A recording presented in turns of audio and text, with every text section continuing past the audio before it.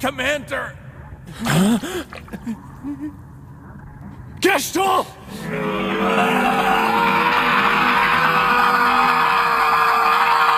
What's up, guys? It's SuperKamiGuru9000. I'm Corey, this is Christian, Yo. And this is our review of Naruto Chapter 545. And I gotta say, it opens in a really badass way with Madara and the 6 paths of Jinchuriki Death Squad, heading for the battlefield to fuck shit up. So besides Madara and the Death Squad going to town, we got medical tents and people inside.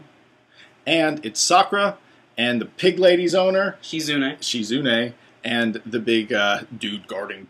Okay, so we learned a lot about Zetsu this chapter, and he is pretty much the key to everything on the bad guy side. I mean, it's pretty obvious now. They say that he's a Senju creation, pretty much, and he has the first Hokage. So it's all white Zetsu, though. Keep that in mind. We still haven't heard about black Zetsu yet. He may be different. Maybe, well, they have conversations, so it's pretty obvious he's his own being. So, besides the Zetsu stuff, we get to Naruto, and that is the point of this chapter. Finally arrived at the battlefield. Naruto, Uzumaki, and Killer Bee. But before the big battle can get started, we get to see that Naruto has a little conversation with Shikaku, who's back in the war room. They're using that weird mind jutsu where they're able to talk to people over a long distance. And Shikaku basically tells Naruto, if you've run into Madara, there's no point in holding back. Go in it for the kill. You gotta take out this guy. There's no reason you should give him any mercy. Yeah, fuck him up. Talk no jutsu will not work, is like pretty much what he's saying, so you need to kill him. You know, he's not like Pain. This guy you have to take down. Yeah, and Naruto pretty much accepts it. Naruto's like, I will murder him.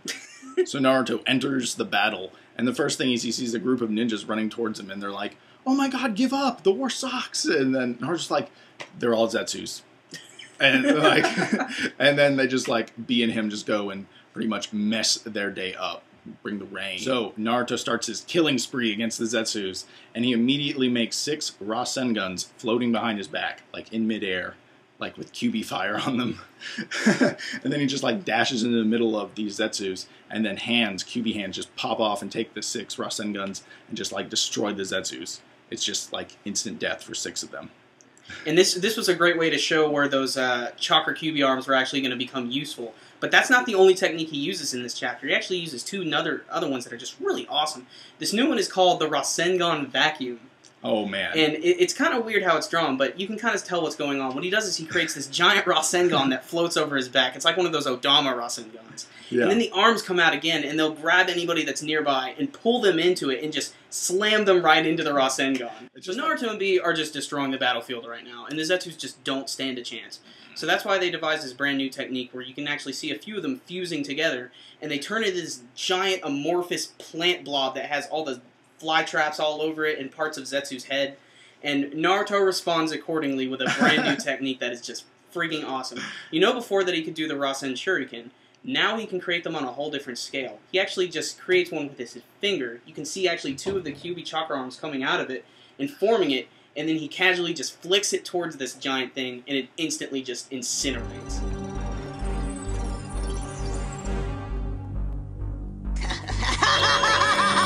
So, the chapter ends with Naruto making a bunch of shadow clones just to go all over the battlefield.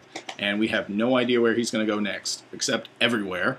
And this is pretty much what's going to happen, and how he's probably going to try to defeat the Zetsus and save some of his buddies from getting killed by white clones. And that is the end of the chapter, Naruto 545. So, this was a great chapter.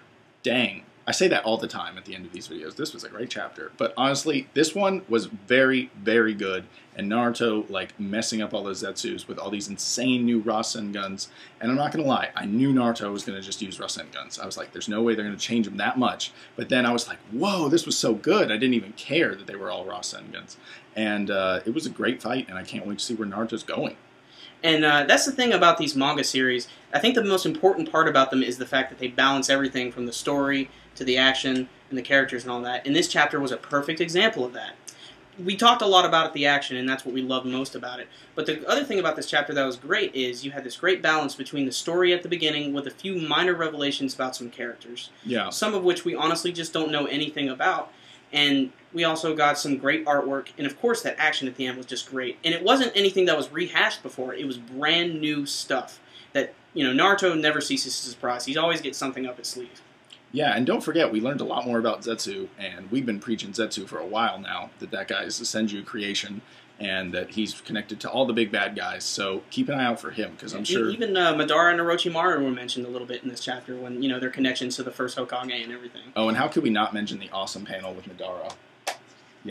And, that was an epic panel. At the end of the day, it's really cool when you think about how everything connects, again, to the very first Hokage and the foundation of Konoha. It all comes to that one single point, and it just is continuing to boil over, almost too much. Yeah. That's what's so great about this right now. That's a great read this week, and we are going to give it a ridiculous 9.5 out of 10. Yeah, that's right. 9.5. If only a little more story, then we could have given it a 10, in my opinion. But the story was good this week. It wasn't anything Consistent. boring, and I liked what they were saying, and it was all really good. These are our 2 questions of the week.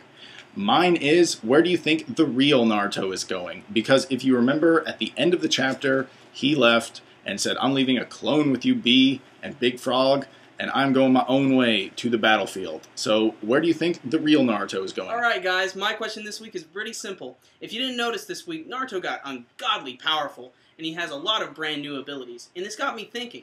When Sasuke comes onto the battlefield, he's going to have some crazy-ass abilities to take on Naruto. Personally, I think he's going to summon like 6 different Susanus covered in Amaterasu flames with a big machine gun that shoots those giant chakra arrows sideways style. I mean, that's just going to be nuts. But I want to know what you guys think. Just let us know with a comment below. Peace, you guys. Until next time, SuperKamiGuru9000 out.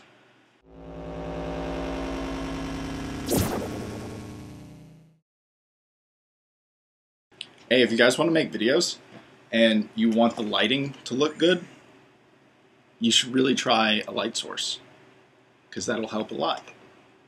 And see how that changes everything? It's getting in Corey's face. That light. It's heavy. Or it can be happy. See? It's easy. Okay, so mess around with a light source when you make videos.